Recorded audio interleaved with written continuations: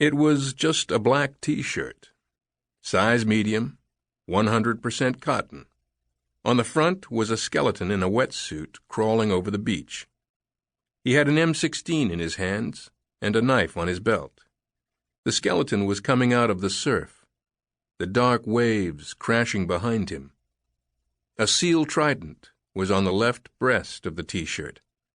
The trident was the sole reason I got the T-shirt in the first place. I remember when it came in the mail.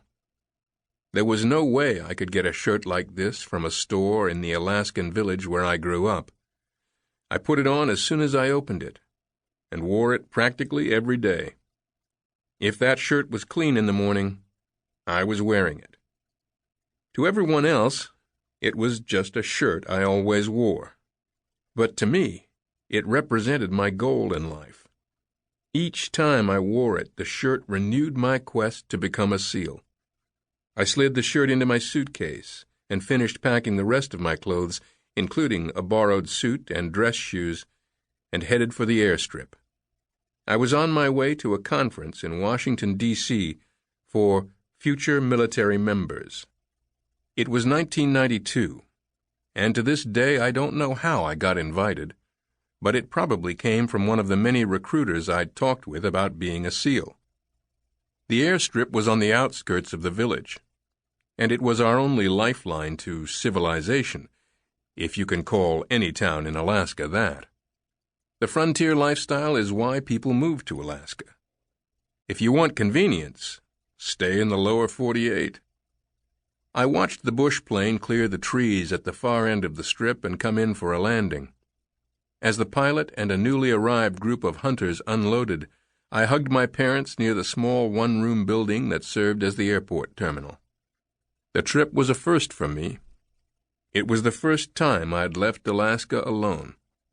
It was my first trip to Washington, D.C.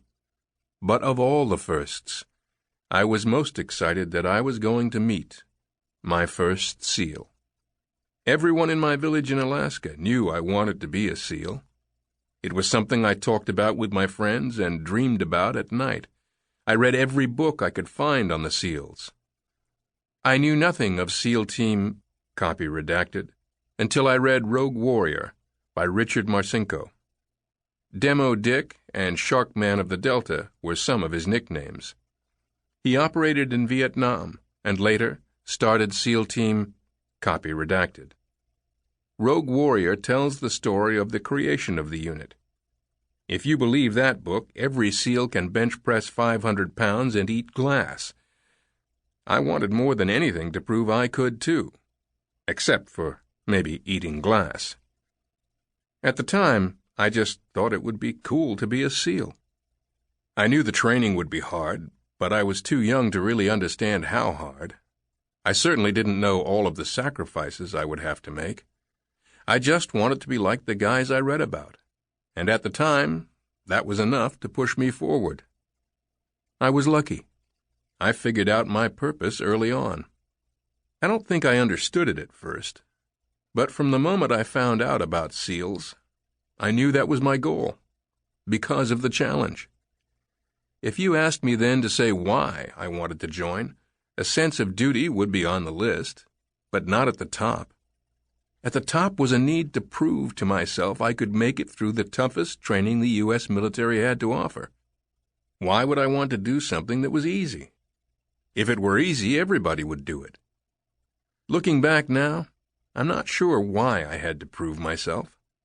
All I knew was after reading the history books, I decided the SEALs always stood out as the hardest and most challenging. I guess I figured if I was going to join the military, I might as well go big. The pilot helped me stow my suitcase, and I climbed aboard the plane.